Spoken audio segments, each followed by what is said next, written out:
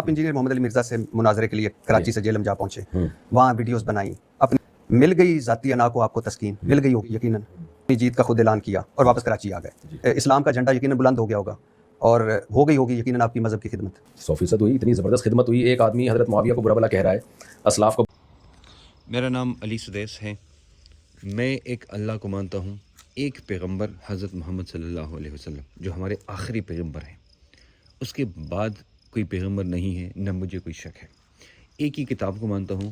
قرآن، جو کہ ہماری آخری کتاب ہے، اور اس کتاب کے اندر کوئی غلطی نہیں ہے، اور اس سے پہلے جتنی بھی کتابیں ہیں وہ ساری میں مانتا ہوں،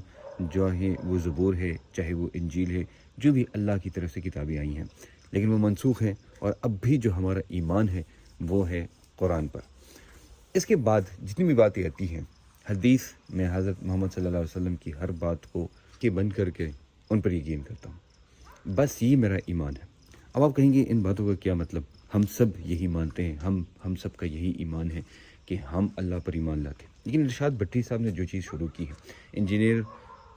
مرزا صاحب ہی وینٹ دیر، اور سب سے کنٹراڈکشن والی جو باتیں ہیں وہ ساری پوچھی، پھر اس کے بعد مولانا طارق جبین صاحب کے پاس گئی اور وہاں پر بھی ساری کی ساری کنٹراڈکٹری باتیں پوچھی، اور تیسرے نمبر پہ پھر گئی مولانا مسعود صاحب کے پاس، وہاں بھی ساری کنٹراڈکٹری باتیں پوچھی۔ اب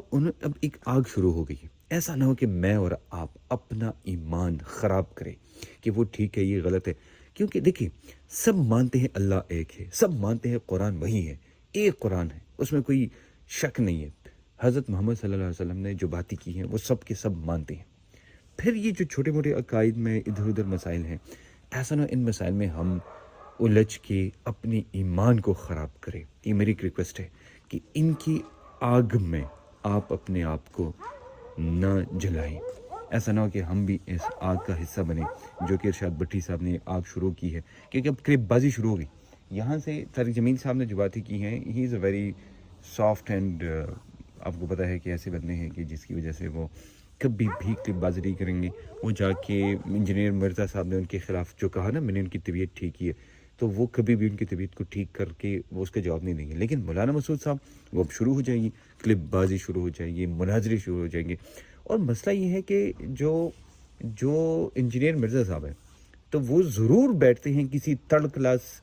بندے کے ساتھ جن کو اسلام ABC بھی نہیں پتہ، جیسے ارشاد بھٹی صاحب ہے، انہوں نے ادھر ادھر کی چیزیں اٹھا کے انجینئر مرزا صاحب کے لیکچر سے اٹھا کے جا کے وہ بات کی ہیں، لیکن وہ نام دیتے ہیں بابی شابی وغیرہ وغیرہ، اس طرح کی جو باتیں کرتے ہیں، حالانکہ انہوں نے وہ ساری ویڈیوز سے دیکھی ہیں، اور جا کے نام دیتے ہیں میں نے اسٹڈی کی، حالانکہ وہ جھوٹ بولتے ہیں۔ اگر آپ ان کے تینوں پوڈ کاسٹ ذرا غور سے دیکھیں گے نا تو آپ کو اندازہ ہو جائے گا کہ انہوں نے جہاں پر انجینئر صاحب کی جو کنٹراڈکٹری باتیں ہیں وہ ساری اٹھائی ہیں اور انہی سے لیکچرز تیار کیے ہیں، اور پھر جا کے انہوں کو یوٹیلائز کر کے پھر وہ کرتے ہیں۔ حالانکہ میں نے آپ کو کہا نا کہ اگر ہم نے کسی عالم کو برا کہا اور ان کی کسی ایسی بات کو جو کہ اسلام کی منافی بنتی ہے، مطلب یہ جو کرتے ہیں ان کو کرنے دو،